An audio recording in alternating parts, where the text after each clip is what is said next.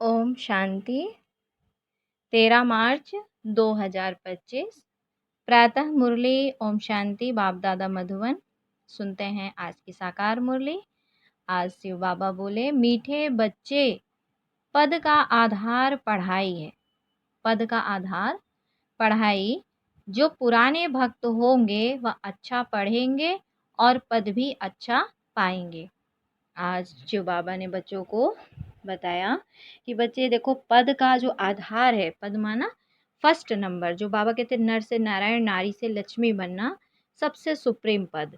तो बाबा कहते हैं उस पद का आधार पढ़ाई है। जो पुराने भक्त होंगे, बाबा कहते वह अच्छा पढ़ेंगे और पद भी अच्छा पाएंगे। फिर आज का प्रश्न है, जो बाप की याद में रहते हैं उनकी निशानी क्या होगी? जो बाप की याद में रहते हैं उनकी निशानी क्या होगी?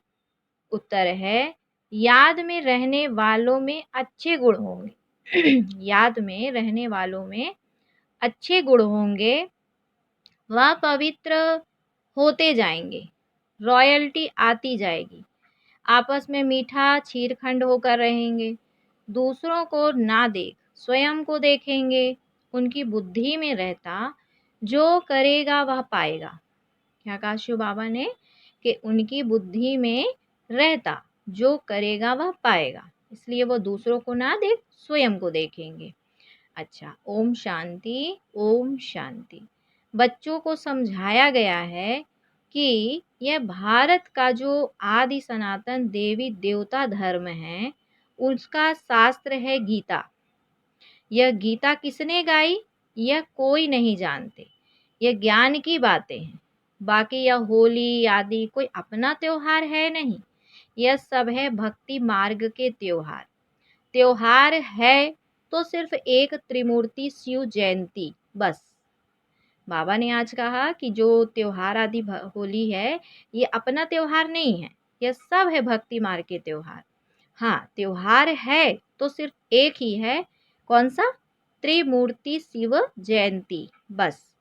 सिर्फ शिव जयंती नहीं, कभी नहीं कहना चाहिए। शिव जयंती बस नहीं कहना चाहिए। त्रिमूर्ति अक्षर ना डालने से मनुष्य समझेंगे नहीं, इसलिए बाबा कहते हैं हमेशा त्रिमूर्ति शिव जयंती बोलो। जैसे त्रिमूर्ति का चित्र है, नीचे लिखत हो कि दैवीय स्वराज्य अपना जन्म सिद्ध अधिकार है। शिव भगवान बाप भी है ना, जरूर आते हैं, आकर स्वर्ग का मालिक बनाते हैं। स्वर्ग के मालिक बने ही हैं राजयोग सीखने से। अंदर चित्रों में तो बहुत ज्ञान है। चित्र ऐसे बनाने हैं जो मनुष्य देखने से वंडर खाए। चित्र ऐसे बनाने हैं जो मनुष्य देखने से वंडर खाए, वह भी जिन्होंने बहुत भक्ति की होगी, वही बहुत अच्छी रीति ज्ञान उठाएंगे। क्या कहा बाबा ने? कि जिन्होंने बहुत भक्ति की होगी वह बहुत अच्छी रीति ज्ञान उठाएंगे। कम भक्ति करने वाले ज्ञान भी कम उठाएंगे तो पद भी कम पाएंगे। दास दासियों में भी नंबरवार तो होते हैं ना। सारा मदार है पढ़ाई पर। तुम्हारे में बहुत थोड़े हैं जो अच्छी रीति युक्ति से बात कर सकते हैं। अच्छे बच्चों की एक्टिविटी भी अच्छी होगी, गुण भी सुंदर होने चाहिए। जितना बाबा की याद में रहेंगे तो पवित्र होते जाएंगे और रॉयल्टी भी आती जाएगी। कहाँ कहाँ तो शूद्रों की चलन बड़ी अच्छी होती है और यहाँ ब्राह्मण बच्चों की चलन ऐसी है कि बात मत पूछो। आज बाबा ने कहा कि कहाँ कहाँ तो बच्चों मतलब शूद्रों की चलन बड़ी अच्छी होती है और यहाँ ब्राह्मण बच्चों की चलन ऐसी है कि बात मत पूछो। इसीलिए वे लोग भी कहते हैं, क्या क्या कहते हैं वो लोग? ईश्वर इनको पढ़ाते हैं। तो बच्चों की ऐसी चलन नहीं होनी चाहिए, है ना। बाबा बच्चों को कितनी सावधानी देते हैं कि बाबा की दाढ़ी की लाज रखो। कौन पढ़ाता है तुम्हें? ईश्वर पढ़ाते हैं। तो ईश्वर का नाम वाला तब तो होगा ना जब चाल चलन सही होगी। तो बहुत मीठा छीर खंड होकर रहना है, अर्थात लड़ाई झगड़ा नहीं करना है, प्यार से चलना है, एकता से चलना है। तो कहा जो करेंगे सो पाएंगे, नहीं करेंगे तो नहीं पाएंगे। बाप तो अच्छी रीति समझाते रहते हैं, पहले पहले तो बेहद के बाप का परिचय देते रहो।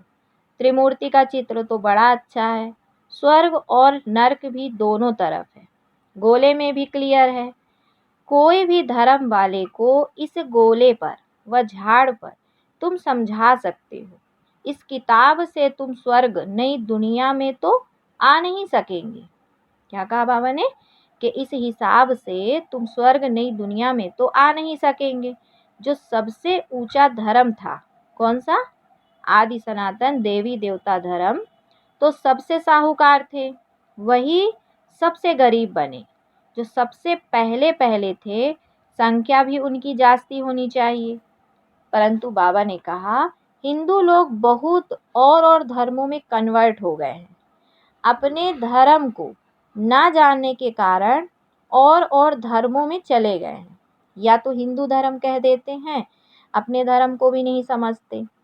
तो बाबा ने कहा ईश्वर को पुकारते बहुत हैं, शांति देवा, परंतु शांति का अर्थ समझते नहीं हैं। एक दो को शांति की प्राइज देते रहते हैं।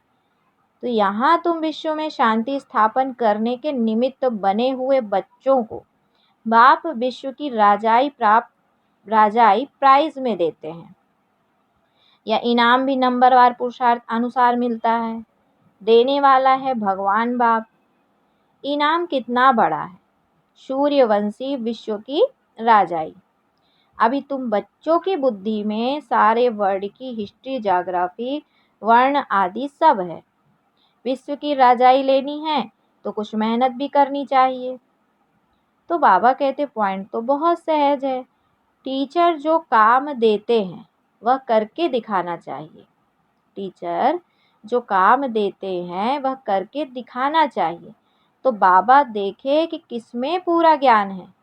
कई बच्चे तो मुरली पर भी ध्यान नहीं देते हैं, रेगुलर मुरली भी पढ़ते नहीं हैं। जो मुरली नहीं पढ़ते हैं तो क्या किसका कल्याण करते होंगे? तो बाबा ने कहा बहुत बच्चे हैं जो कुछ भी कल्याण ही नहीं करते, ना अपना ना औरों का करते हैं। इसीलिए घोड़े सवार प्यादे कहा जाता है। कोई थोड़े महारथी हैं, खुद भी समझ सकते हैं। कौन कौन महारथी है? कहते हैं बाबा गुलजार को, कुमारका को, मनोहर को भेजो, क्योंकि खुद घोड़े सवार हैं, वो महारथी हैं। बाप तो सब बच्चों को अच्छी रीति जान सकते हैं। कोई पर ग्रहचारी भी बैठती है ना। कभी अच्छे अच्छे बच्चों को भी माया का तूफान आने से बेताले बन जाते हैं। ज्ञान तरफ अटेंशन ही नहीं जाता है। बाबा को हर एक की सर्विस से मालूम तो पड़ता है ना। सर्विस करने वाले अपना पूरा समाचार बाबा को देते रहेंगे। तो कहा तुम बच्चे जानते हो गीता का भगवान हमको विश्व का मालिक बना रहे हैं। बहुत है जो वह गीता भी कंठ कर लेते हैं, हजारों रुपया कमाते हैं। तुम हो ब्राह्मण संप्रदाय, जो फिर दैवी संप्रदाय बनते हो। ईश्वर की औलाद भी सभी अपने को कहते हैं, फिर कह देते हैं हम सब ईश्वर हैं।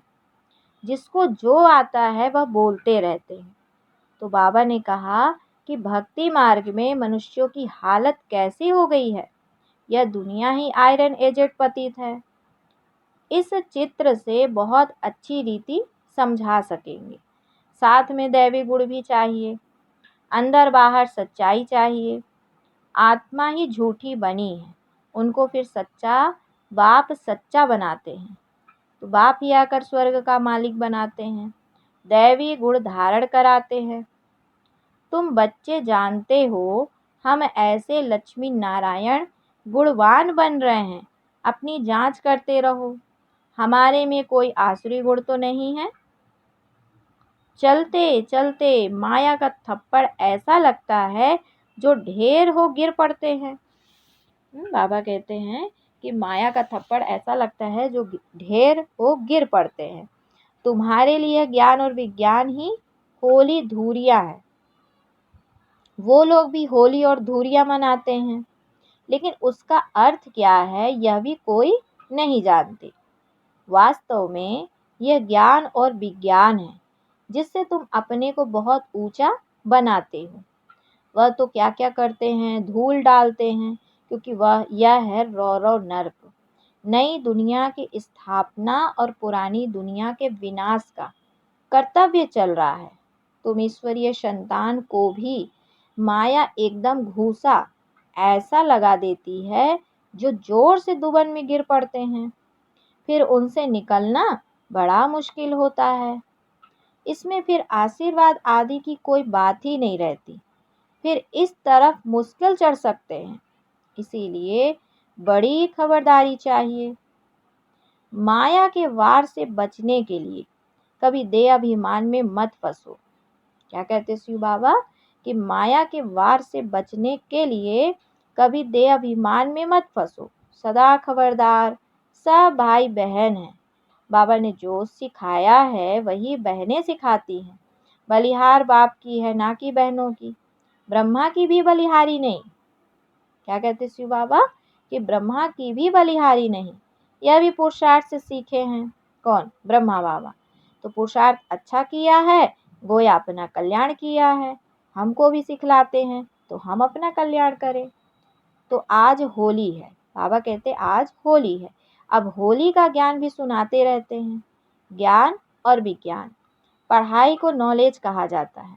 विज्ञान क्या चीज है किसको भी पता नहीं है। तो आज बाबा ने क्या बताया विज्ञान का मतलब कि विज्ञान है ज्ञान से भी परे। ज्ञान तुमको यहाँ मिलता है जिससे तुम प्रारब्ध पाते हो। बाकी वह है शांति धाम। यहाँ पाठ बजाए थक जाते हैं तो फिर शांति में जाना चाहते हैं। अभी तुम्हारी बुद्धि में यह चक्र का ज्ञान है। अभी हम स्वर्ग में जाएंगे, फिर 84 जन्म लेते नरक में आएंगे, फिर वही हालत होगी। यह चलता ही रहेगा। अभी हम स्वर्ग में जाएंगे, फिर 84 जन्म लेते नरक में आएंगे, फिर वही हालत होगी। यह चलता ही रहेगा। इनसे कोई छूट नहीं सकते। कोई कहते हैं ये ड्रामा बना ही क्यों? अरे यह तो नई दुनिया और पुरानी दुनिया का खेल है। अनादि बना हुआ है। झाड़ पर समझाना बहुत सहज है।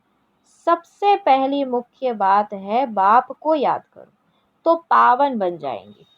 क्या कहा शिव बाबा ने कि सबसे मुख्य बात क्या है कि बाप को याद करो तो पावन बन जाएंगे।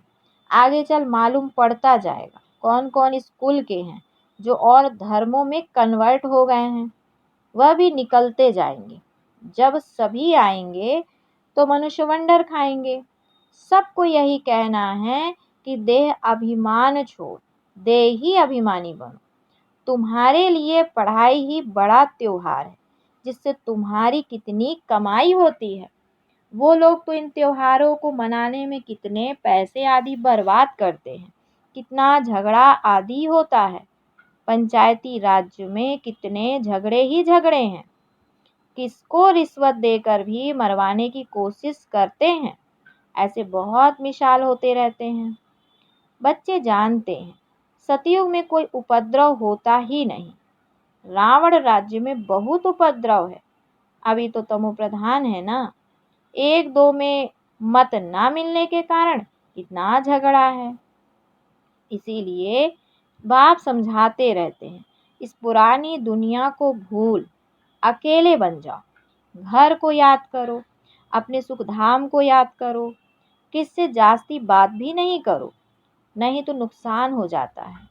बहुत मीठा शांत प्यार से बोलना अच्छा है। जास्ती ना बोलना अच्छा है। शांति में रहना सबसे अच्छा है। तुम बच्चे तो शांति से विजय पाते हो। सिवाय एक बाप के और कोई से प्रीत नहीं लगानी है। जितना बाप से प्रॉपर्टी लेना चाहो उतना ले लो, नहीं तो लौकिक बाप की प्रॉपर्टी पर कितना झगड़ा हो पड़ता है। इसमें कोई खिटखिट नहीं। जितना चाहे उतना अपनी पढ़ाई से ले सकते हो। क्या कहते शिव बाबा कि जितना चाहो उतना इस पढ़ाई से ले सकते हो। अच्छा, फिर बाबा ने बच्चों को याद प्यार दिया। मीठे मीठे सिकिलधे बच्चों प्रति माता पिता बाप दादा का याद प्यार और गुड मॉर्निंग। रूहानी बाप की रूहानी बच्चों को नमस्ते। हम रूहानी बच्चों की रूहानी माता पिता बाप दादा को याद प्यार, गुड मॉर्निंग और नमस्ते। फिर है धारणा के लिए मुख्य सार। आज बाबा बोले सच्चा बाप सच्चा बनाने आए हैं, इसीलिए सच्चाई से चलना है, अपनी जांच करनी है। हमारे में कोई आसुरी गुण तो नहीं है, हम जास्ती बात तो नहीं करते हैं, बहुत मीठा बन शांति और प्यार से बात करनी है। सच्चा बाप सच्चा बनाने आए हैं, इसलिए सच्चाई से चलना है, अपनी जांच करनी है। हमारे में कोई आसुरी गुण तो नहीं है, हम जास्ती बात तो नहीं करते हैं, बहुत मीठा बन शांति और प्यार से बात करनी है। दूसरा है मुरली पर पूरा ध्यान देना है, रोज मुरली पढ़नी है, अपना और औरों का कल्याण करना है। टीचर जो काम देते हैं वह करके दिखाना है। फिर वरदान दिया बाबा ने, होली शब्द के अर्थ को जीवन में लाकर पुरुषार्थ की स्पीड को तेज करने वाले तीव्र पुरुषार्थी भव। होली शब्द के अर्थ को जीवन में लाकर पुरुषार्थ की स्पीड को तेज करने वाले तीव्र पुरुषार्थी भव। बाबा कहते हैं होली अर्थात जो बात बीत गई हो गई उसको बिल्कुल खत्म कर देना, बीती को बीती कर आगे बढ़ना, यही है होली मनाना। बीती हुई बात ऐसे महसूस हो जैसे बहुत पुरानी कोई जन्म की बात है। जब ऐसी स्थिति हो जाती है तब पुरुषार्थ की स्पीड तेज होती है। तो अपनी या दूसरों की बीती हुई बातों को कभी चिंतन में नहीं लाना, चित्त पर नहीं रखना और वर्णन तो कभी नहीं करना, तभी तीव्र पुरुषार्थी बन सकेंगे। आज का बाबा स्लोगन में बोले, स्नेह ही सहज याद का साधन है, इसलिए सदा स्नेही रहना और स्नेही बनाना। स्नेह ही सहज याद का साधन है, इसीलिए सदा स्नेही रहना और स्नेही बनाना।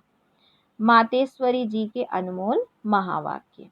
आज मातेश्वरी जी के महावाक्य में गुप्त बांधेली गोपिकाओं का गायन है।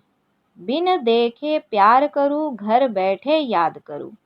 क्या गीत बताया कि बिन देखे प्यार करूं, घर बैठे याद करूं। कौन? गुप्त बांधेली गोपिकाओं का गायन है। अब यह गीत कोई बांधेली मस्त गोपी का गाया हुआ है, यह है कल्प कल्प वाला विचित्र खेल। बिन देखे प्यार करते हैं, दुनिया बिचारी क्या जाने, कल पहले वाला पार्ट हूबहू रिपीट हो रहा है। भल उस गोपी ने घर बार नहीं छोड़ा है, परंतु याद में कर्म बंधन चुकतुक कर रही है। तो यह कितना खुशी में झूम झूम कर मस्ती में गा रही है। तो वास्तव में घर छोड़ने की बात नहीं है, घर बैठे बिन देख उस सुख में रह सर्विस करनी है। कौन सी सेवा करनी है? पवित्र बनाने की। तुमको तीसरा नेत्र अब मिला है, आदि से अंत तक बीज और झाड़ का राज तुम्हारी नजरों में है। तो बलिहारी इस जीवन की है, इस नॉलेज द्वारा 21 जन्मों के लिए सौभाग्य बना रहे हैं। इसमें अगर कुछ भी लोक लाज बिकारी कुल की मर्यादा है तो वो सर्विस नहीं कर सकेंगे। यह है अपनी कमी। बहुतों को विचार आता है कि यह ब्रह्मा कुमारियां घर फिटाने आई हैं, परंतु इसमें घर फिटाने की बात नहीं है। घर बैठे पवित्र रहना है और सर्विस करनी है, इसमें कोई कठिनाई नहीं है। पवित्र बनेंगे तब पवित्र दुनिया में चलने के अधिकारी बनेंगे। बाकी जो नहीं चलने वाले हैं वह तो कल पहले वाली शत्रुता का पार्ट बजाएंगे। इसमें कोई का दोष नहीं है। जैसे हम परमात्मा के कार्य को जानते हैं, वैसे ड्रामा के अंदर हर एक के पार्ट को जान चुके हैं, तो इसमें घृणा नहीं आ सकती। किसी का पार्ट शत्रुता का है, किसी का पार्ट मित्रता का है, ये सब बाबा ने हमें समझा रखा है, इसलिए हमें किसी के पार्ट से घृणा नहीं आ सकती। तो ऐसी तीव्र पुरुषार्थी गोपियां रेस कर विजय माला में भी आ सकती हैं। अच्छा, ओम शांति। फिर आज के अव्यक्त इशारे की पॉइंट है कि जो भी ज्ञान की गुह बातें हैं उसको स्पष्ट करने की विधि आपके पास बहुत अच्छी है। जो भी ज्ञान की गुह बातें हैं उसको स्पष्ट करने की विधि आपके पास बहुत अच्छी है और स्पष्टीकरण है। एक एक पॉइंट को लॉजिकल स्पष्ट कर सकते हो। अपनी अथॉरिटी वाले हो। कोई मनोमय व कल्पना की बातें तो है नहीं, यथार्थ है, अनुभव है। अनुभव की अथॉरिटी, नॉलेज की अथॉरिटी, सत्यता की अथॉरिटी। कितनी अथॉरिटीज हैं? तो अथॉरिटीज और स्नेह दोनों को साथ साथ कार्य में लगाओ। क्या कहा बाबा ने? ज्ञान की इतनी गुह बातें हैं जो बाबा ने कहा कि बच्चों को स्पष्ट हो चुकी हैं। तो स्पष्टीकरण जब हो चुका है तो अनुभव की अथॉरिटी भी है, ज्ञान की अथॉरिटी भी है, सत्यता की भी अथॉरिटी है। तो कितनी तो अथॉरिटी है। तो अथॉरिटी और स्नेह दोनों को साथ साथ कार्य में लगाओ। अच्छा, ओम शांति, ओम शांति।